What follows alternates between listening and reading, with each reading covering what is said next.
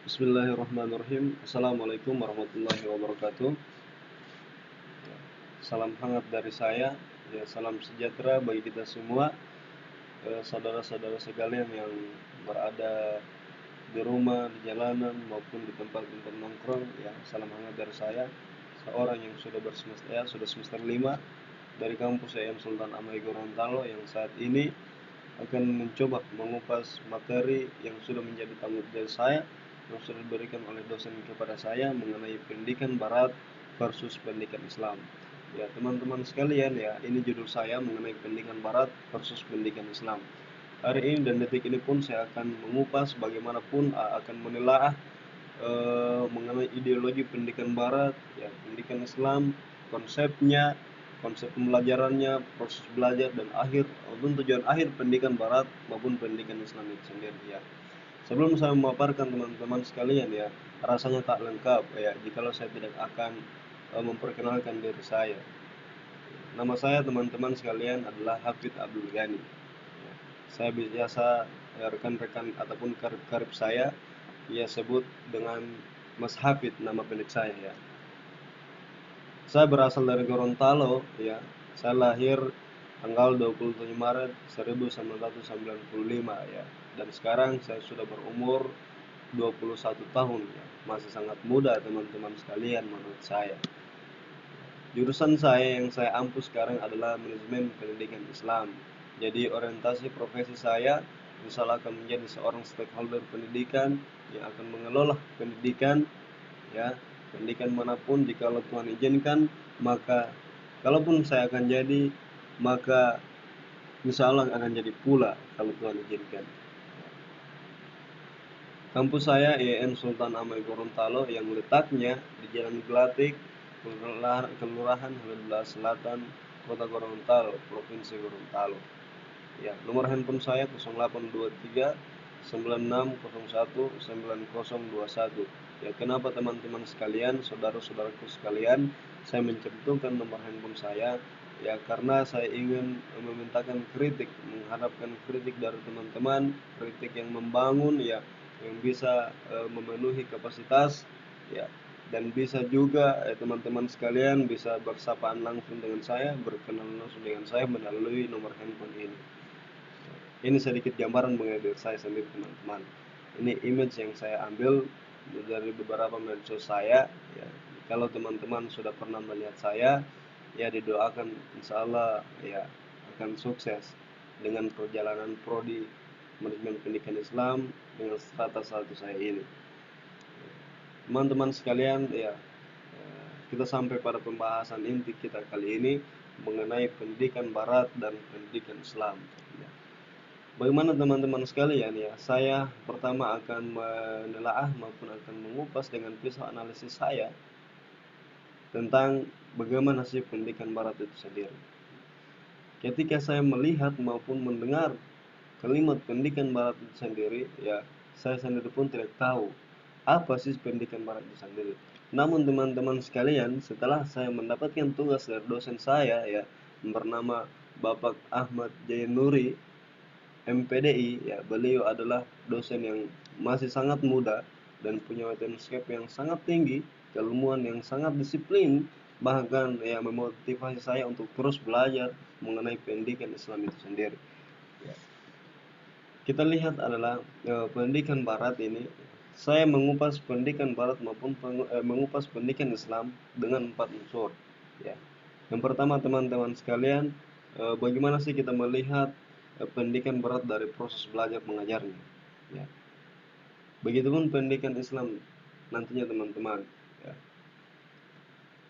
Yang kedua, bagaimana kita melihat kepentingan belajar yang ada pada pendidikan Barat itu sendiri. Yang ketiga teman-teman, bagaimana juga kita akan melihat konsep pendidikan Barat yang sudah disusun sedemikian rupa, ya, untuk memenuhi pendidikan Barat itu sendiri. Ya.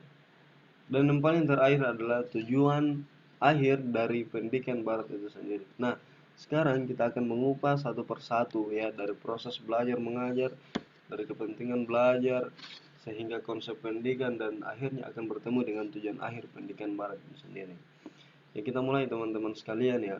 Proses belajar mengajar. Kita bersama proses belajar mengajar itu adalah eh, saling interaktif antara guru dan siswanya dalam kelas ya.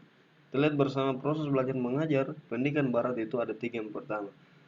Pertama sekularistik, yang kedua materialistik, dan yang ketiga keduniaan.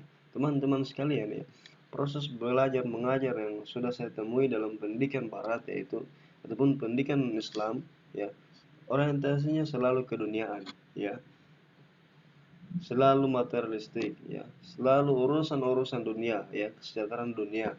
Kenapa teman-teman sekalian? Karena tidak terkait dengan pahala dan dosa ya. Proses belajar mengajar yang ada pendidikan barat itu selalu sekularistik. Saya beralih kepada ya unsur kepentingan belajar pendidikan barat sendiri. Ya, kepentingan belajar pendidikan barat ya, orientasinya sekarang dan di sini ya. Orientasinya kepentingan belajar pendidikan barat yaitu sekarang dan di sini ya, tidak untuk masa depan. Artinya apa teman-teman? Futuritasnya hanya dalam keduniaan saja. Tidak ada futuritas untuk ya hidup setelah mati ya, kalaupun orang Islam katakan seperti itu. Kemudian teman-teman sekalian ya, konsep pendidikan dari pendidikan barat itu sendiri adalah values free ya. Ya, kita sering mendengar kata ini dengan arti kata ya bebas nilai ya. Nilai dari mana bebas kita anut ya. Eh, Artinya apa teman-teman sekalian ya? Di luar dari kitab-kitab agama, kita bebas menganut nilai-nilai pendidikan yang ada di pendidikan barat. Ya. Tujuan akhir pendidikan barat ya, ini sebenarnya hal yang paling urgent dari semua pendidikan ketika kita melihat output dari pendidikan itu sendiri ya. Ternyata setelah saya baca dalam literatur yang pernah saya baca ya, dari kemasan-kemasan buku yang pernah saya baca ya, pendidikan barat itu tujuan akhirnya adalah hidup sejahtera di dunia ya, sehingga itu proses belajar mengajar, kepentingan belajar, konsep pendidikan barat itu hanya tertera dalam versi sekuler saja teman-teman sekalian. Saya lanjut dengan pendidikan Islam ya. Ya, begitupun sama halnya dengan pendidikan barat tadi, pendidikan Islam juga saya akan mengupas dengan menggunakan 4 unsur. Pertama proses belajar mengajar, yang kedua kepentingan belajar, yang ketiga ya konsep pendidikan, dan yang keempat yang paling urgent adalah tujuan akhir dari pendidikan Islam itu sendiri. Ya teman-teman sekalian ya, ya sebelumnya ketika saya akan memaparkan pendidikan Islam ini, pendidikan Islam ini ya, saya bukan berarti ingin memetakan ataupun ingin mendikotomikan antara pendidikan Barat maupun pendidikan Islam. Tapi teman-teman sekalian ya, saya akan ya mensabarkan apa yang saya ketahui. Jikalau ada kritikan dari teman-teman ya silakan, ada nomor handphone saya sudah terangkan terlebih dahulu. Ya, kita lihat teman-teman sekalian pendidikan Barat ya, bagaimana sih proses belajar mengajar pendidikan Islam itu sendiri. Ya, bedanya dengan proses belajar mengajar pendidikan Barat. Ya, kalau kita lihat di sini adalah proses belajar mengajar pendidikan Islam itu erat dengan pengabdian. Ya.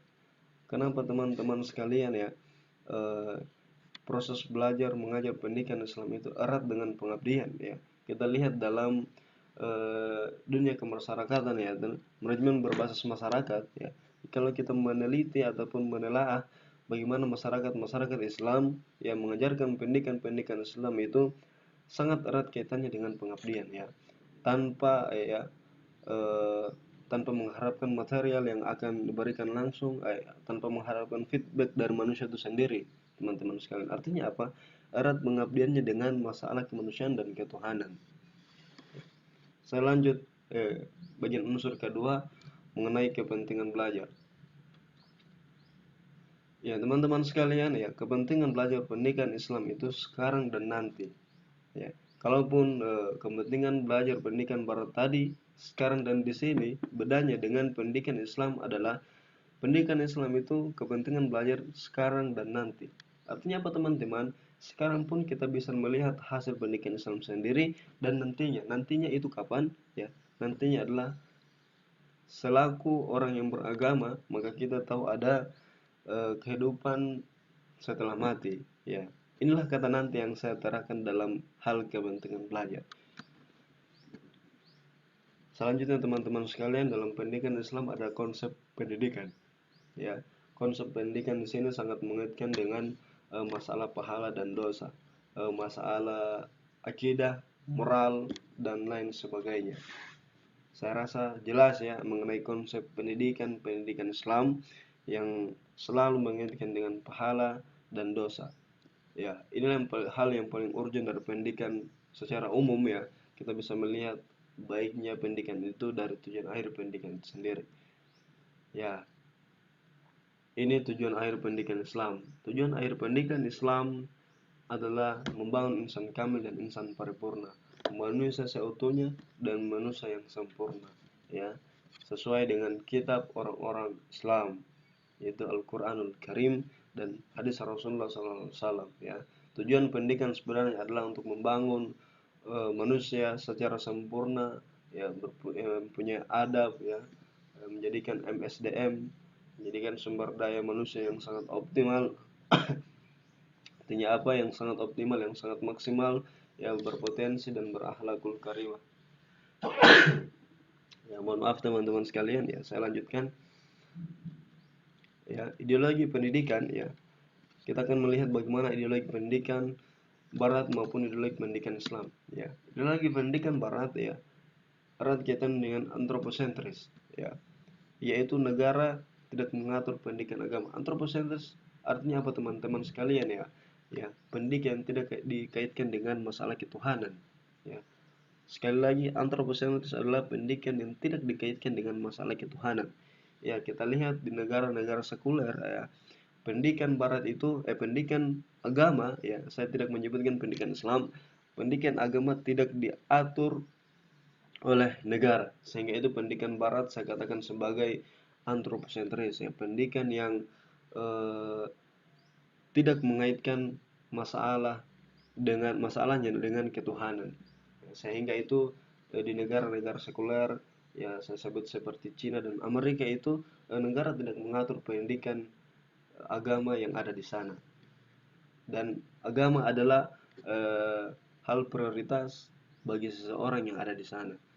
Saya lanjut kepada pendidikan Islam, ya. Kalaupun pendidikan barat antroposentris, maka pendidikan Islam ada humanisme teosentris, ya. Yaitu humanisme teosentris adalah pendidikan yang sangat berkaitan erat dengan masalah ketuhanan, sehingga teman-teman sekalian, ya, sekali mengatakan maupun sekali melakukan hal-hal seperti ini dan seperti itu, teman-teman sekalian akan berpikir mengenai keberadaan Tuhan dan, ya, Allah Subhanahu wa taala. Ya, dalam negara-negara yang mengatur pendidikan agama seperti negara Indonesia kita ini adalah negara yang berbasis maupun memiliki ideologi pendidikan Islam. Itu adalah negara-negara yang mengatur pendidikan agama itu sendiri. Bedanya dengan pendidikan barat, ya, negara-negara yang versi sekuler itu tidak mengatur pendidikan agama dengan pendidikan negara.